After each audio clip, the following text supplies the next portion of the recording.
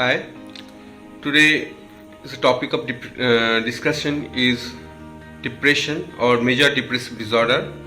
Basically, depression or major depressive disorder is a mood disorder. Is classically defined as a persistent feeling of sadness or loss of interest, which activates or which interferes with the daily activities of the every person.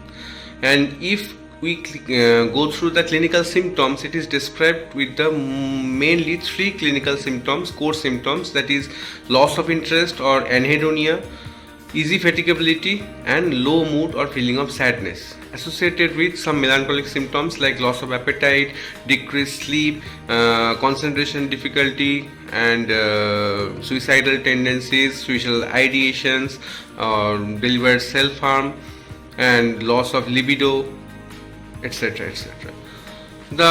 Then everyone can think that normal sadness is also here there. So if we are suffering from sadness, so is it depression? No, not always sadness and depression are same, because if it is persistent and if it activates, if it interferes with your daily activity, then it is called depression, and there will be some duration of some weeks, then it is called as depression. And when you need some treatment, then you can decide that it is a depression. And what are the risk factors of depression? There are some risk factors. First one is the genetic cause. If a family member having depression, it may cause.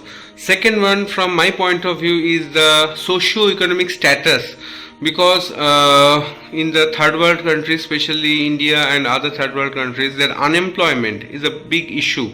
Ethnic not problem, and some also poverty.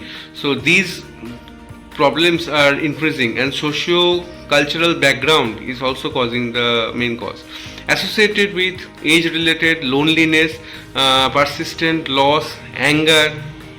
And sometimes someone is asking, is anxiety associated with depression? Yeah, absolutely. When a study has been done with many type of anxiety disorder like panic, phobia, and OCD, these are also associated sometimes with the depression. And other causes of depression is the childhood abuse. Childhood abuse and clinical or psychological abuse is very much associated with depression. Then is depression can affect only typical population? No, it's a false myth. Depression can affect everyone.